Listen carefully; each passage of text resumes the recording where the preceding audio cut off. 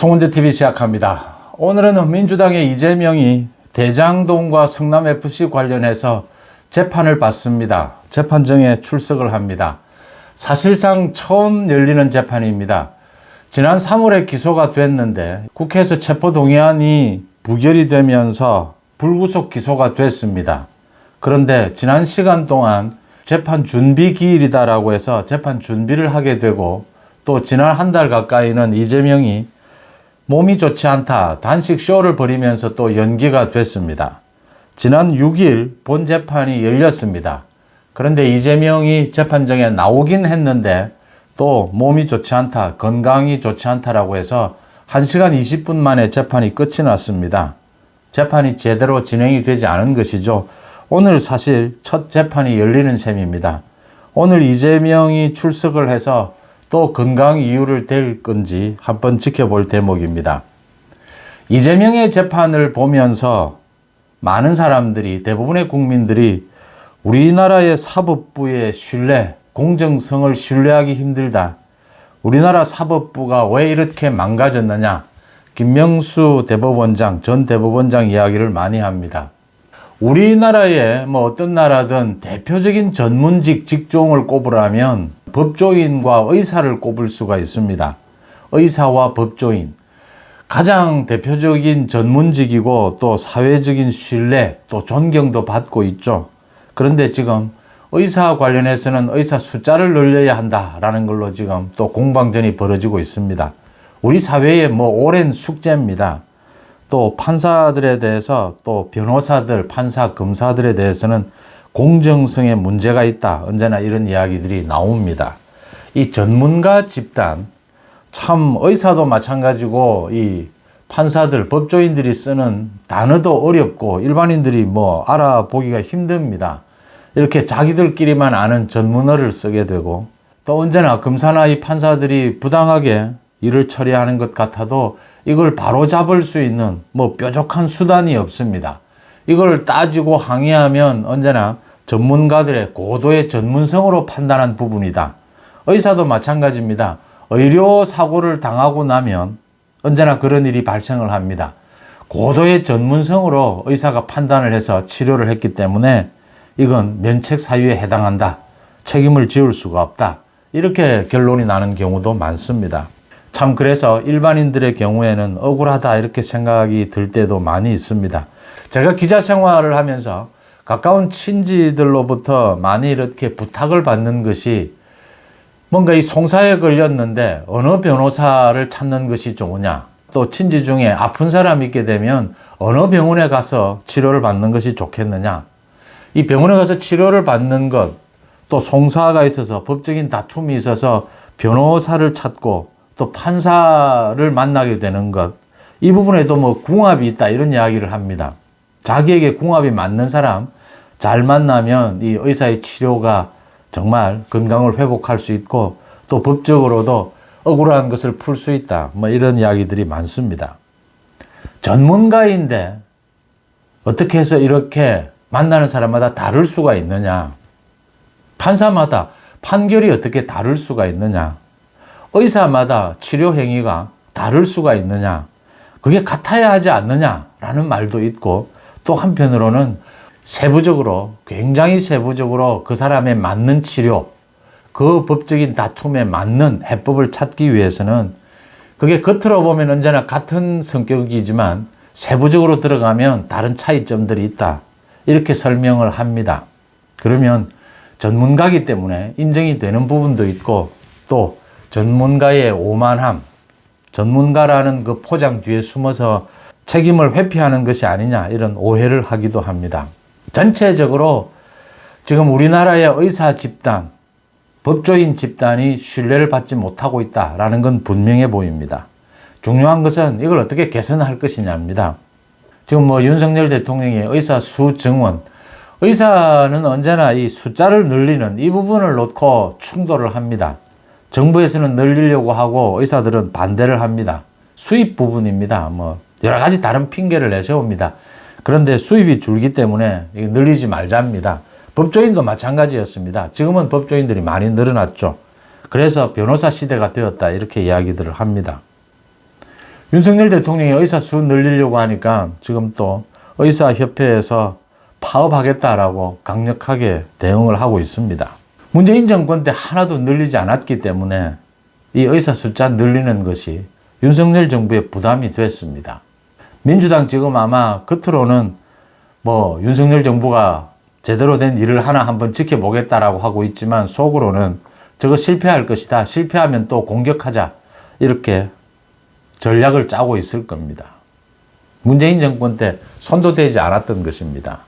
전기요금 마찬가지입니다. 전기요금을 많이 올려야 되고 한전이 저렇게 적자가 늘어난 건 문재인 정권 때 다른 사람도 아니고 문재인 대통령입니다. 전기요금을 올리지 않았기 때문입니다. 당시에 정책실장들까지 전기요금을 올려야 된다라고 했는데 문재인이 반대해서 올리지 못했다라는 게 정설입니다. 대법원장도 지금 새로 임명을 해야 되고 판사들도 좀 정신을 차려야 된다. 판사들 정신 차리라 한다고 뭐 정신 차릴 판사 없습니다. 정신을 차리지 않으면 강제할 수 있어야 합니다. 이번에 선명하게 드러났습니다.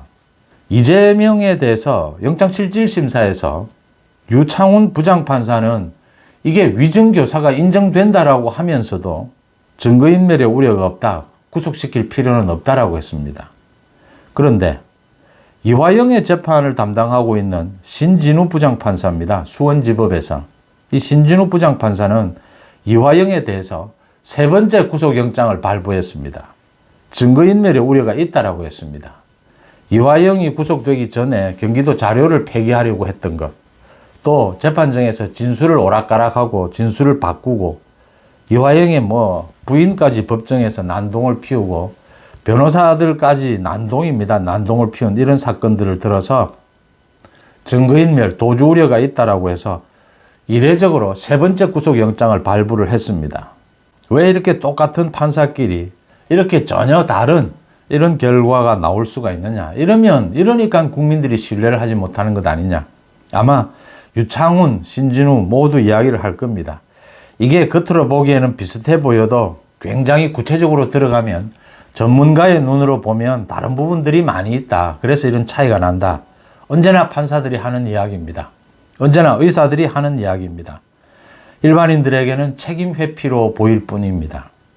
이 판사들이 이렇게 비슷한 사안에 대해서 전혀 다른 판결을 내리게 되면 신뢰가 떨어질 수밖에 없는 겁니다. 이게 공정하냐 묻지 않을 수가 없는 겁니다. 판사들도 무슨 뭐 재량권이 인정된다라고 해서 자기 마음대로 할 수 있는 것은 아닙니다. 의사들도 재량권이 인정된다라고 해도 자기 마음대로 치료를 할 수 있는 것은 아닙니다. 의학으로 또 법리로 합리적이어야 하고 그 조직에 또 규제가 있습니다. 판사들도 재판을 지연하면 징계할 수도 있습니다. 문제는 대법원장이 대법원에서 이 판사들의 판결 부분, 판사들의 이 재판 지연 부분을 언제나 감시하고 독촉하고 이 징계하고 이런 일들을 게을리하지 않아야 합니다. 지금 대법원장이 없다라고 해도 대법원장 권한 대행이 있습니다. 대법원장 권한 대행은 뭐 현상 유지가 기본적인 업무다라고 해도 현상 유지하는 것이 판사들이 제대로 판결을 내리는가, 판사들이 제대로 재판을 빨리 진행하려고 하는가, 재판을 빨리 진행하는 것은 헌법에 보장된 국민들의 권리입니다. 빠른 신속한 재판을 받을 권리입니다. 이런 부분들을 대법원장이 없는 상황에서도 좀 대법원에서 챙겨야 된다라고 하는 부분을 짚고요. 이 판사들도 마찬가지입니다. 지금은 사실은 이 소명의식을 갖고 일하는 판사, 소명의식을 갖고 일하는 의사를 찾아보기는 쉽지 않습니다. 많이 바뀌었죠, 분위기도.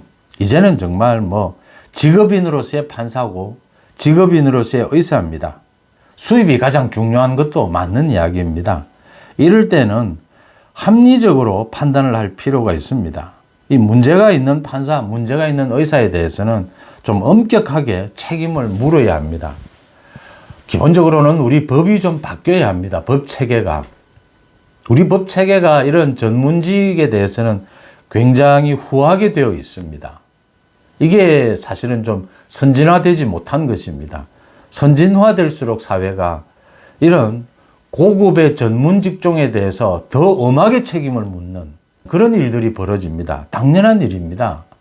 그래야 일반 국민들의 권익이 보호가 되기 때문입니다. 우리나라가 판사의 나라는 아니지 않습니까? 의사들의 나라는 아니지 않습니까? 윤석열 대통령이 차기 대법원장 후보 누구를 뭐 지명해도 민주당은 지금 거부하겠다 뭐 이런 태도입니다. 그래서 대한변협이 나섰습니다. 대한변호사협회는 법에 정해진 단체입니다. 참 이런 사례는 거의 찾아보기 힘듭니다. 전문가 집단에서 이런 단체들이 몇 있습니다. 법에 이 대한변협이라는 것을 이렇게 정해놓은 이유는 3만 명이나 되는 이 변호사들을 관리하기 위해서입니다. 감시하기 위해서입니다. 대한변협에 등록이 되지 않는 변호사는 변호사 활동을 할 수가 없습니다. 법조인이라 하더라도 그렇게 규제도 심하고 대한변협이 변호사들, 법조인으로서는 가장 대표적인 단체고 법정단체입니다. 그래서 소위 뭐 영향력이 막대합니다. 각종 대한변협의 회장은 각종 뭐 공직자 추천위원회에 개입을 합니다. 가입이 되어 있습니다. 대한변협이 약속한 대로 어제 차기 대법원장 후보로 5명을 추천을 했습니다. 오석준 대법관, 이광만 서울고법부장판사, 이종석 헌법재판관, 조희대 전 대법관, 홍승면 서울고법부장판사 이렇게 5명을 추천을 하면서 대통령이 가급적이면 대한변협에 자신들의 이 추천을 받아들여서 이 중에 한 사람으로 차기 대법원장 후보자를 지명을 하라라고 요구를 했고, 민주당에도 대통령이 지명을 하면 협조해 주기를 바란다. 민주당도 당연히 지금 대법원장 공석 사태를 빨리 종식시켜야 된다. 협조하라라고 이야기를 했습니다. 대한변협이 이렇게 나서면서 차기 대법원장을 임명하는 문제가 풀릴 수 있지 않을까라고 기대를 갖게 합니다. 대한변협의 영향력은 막강하기 때문입니다. 그래서 이 5명 가운데 내일 윤석열 대통령이 이종석 헌법재판관을 헌법재판소장으로, 지금 대법원장뿐만이 아니라 헌법재판소장도 비어 있습니다. 다음 달이 되면 퇴임을 합니다. 나머지 4명 가운데 이 4명도 지금 윤석열 대통령이 차기 대법원장 후보자로 검토를 하던 사람들입니다. 이 가운데는 윤 대통령이 이종석 재판관은 헌법재판소장으로, 또 다른 한 사람은 차기 대법원장으로 이렇게 지명을 하게 되면 민주당이 이걸 거부할 명분은 없다라고 하는 것입니다. 이렇게 차기 대법원장을 빨리 뽑아야 우리 사법부의 공신력을 회복하는데 빠르면 빠를수록 좋다라고 하는 것입니다. 조금 전에 말씀드렸다시피 이게 판사마다 판결이 다른 이 부분, 어떤 판사는 구속을 시키고 어떤 판사는 구속을 시키지 않고 이런 일들이 이제는 좀 개선되어 갈 것이다. 대법원장도 물론 새로 뽑아야 하고요. 그 다음 이재명에 대한 재판이 늘어나면서, 재판 수가 늘어나면서 이재명 관련 재판 또는 이재명이나 이재명의 그 측근들의 재판 관계되는 판사들이 굉장히 숫자가 늘어났습니다. 이제 국민들이 이 여러 명의 판사를 놓고 비교를 할 수 있게 된 겁니다. 누가 지금 이재명에게 휘둘리느냐, 아니면 이재명에게 봐주기 재판을 하느냐, 누가 정말 법과 원칙에 따라서 제대로 재판을 하느냐, 국민들이 지금 손바닥 위에 올려놓고 이 6명의 판사를 놓고 비교 분석할 수 있게 되었다라고 하는 것입니다. 이 전 국민들이 이재명 관련해서 재판, 이 판사들의 태도를 지켜보고 있고, 새 대법원장 지명도 이제 빨리 앞당길 수 있을 것이다 라는 점이 희망 섞인 부분입니다. 오늘 대장동 관련해서 이재명이 재판을 받습니다. 대장동 재판부가 이재명에 대해서 일주일에 2번이라도 재판을 열고 이렇게 집중 심리를 해야 된다. 이 대장동이 워낙 사건이 방대하다. 또 백현동도 있습니다. 그 재판이 병합이 될지 분리가 될지는 지켜봐야 되는 대목인데, 이 재판부가 태도가 굉장히 많이 바뀌었다. 이재명에 대해서 재판을 좀 신속하게 처리를 하겠다, 이런 자세입니다. 오늘 이재명에 대해서 어떤 태도를 보이는지 오늘 재판부 판사의 태도 한번 지켜볼 일입니다. 국민들의 감시가 필요할 때입니다. 송은재TV 마칩니다. 고맙습니다.